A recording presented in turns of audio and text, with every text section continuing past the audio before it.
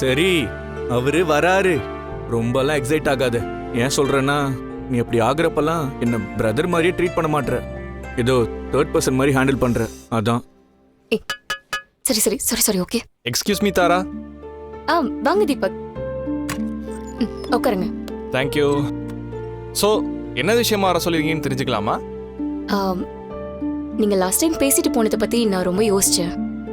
பணத்தை விட இப்போ உங்களுக்கு வேலை தான் ரொம்ப முக்கியம்னு சொல்லியிருந்தீங்கல்ல? ஆமா தாரா.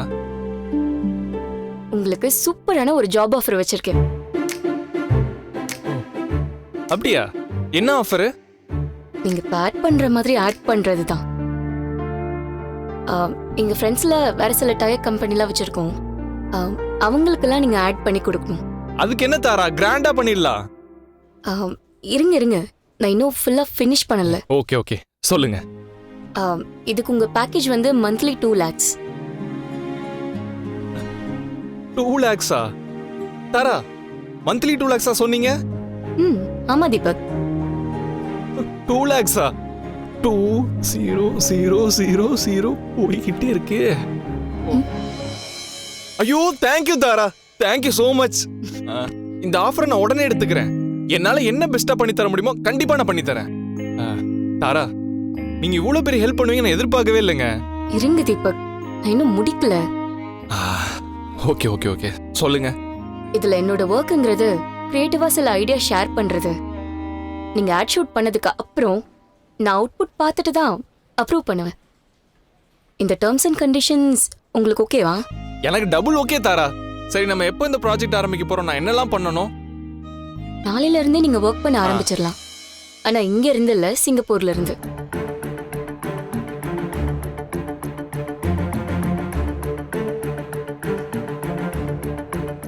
சிங்கப்பூர்லயா? ஆமா, சிங்கப்பூர்ல தான்.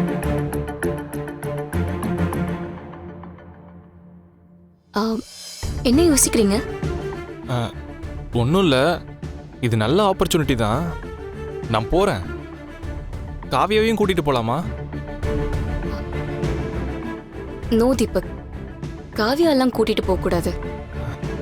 ஏன் தாரா? ஏன்னா நீங்களே முதல்ல டூரிஸ்ட் விசால தான் போற மாதிரி இருக்கும். ஒரு 6 months நீங்க அங்க வேலை பார்த்ததுக்கு அப்புறமா தான் உங்களுக்கு ஒர்க் பர்மிட் விசாலாம் ரெடி பண்ண முடியும்.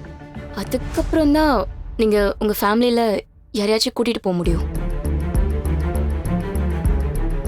நீங்க இதை பண்ணீங்கன்னா உங்க கெரியருக்கும் சரி உங்க ஃபேமிலிக்கும் சரி அது பெரிய சப்போர்ட்டா இருக்கும்ல தீபக். இந்த ஆப்பர்ச்சுனிட்டியை நீங்க மிஸ் பண்ண மாட்டீங்கன்னு எனக்கு தெரியும். இந்தங்க அக்ரிமெண்ட் சைன் பண்ணுங்க.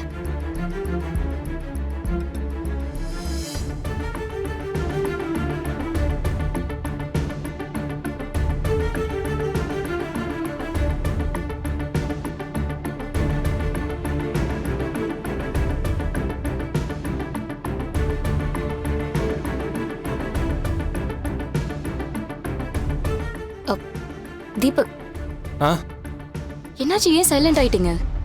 ஓகே தானே? ஆஃபர் ஒத்துப்பீங்கல்ல? இல்ல தாரா, காவியை விட்டுட்டு நான் எப்படி தாரா போக முடியும்?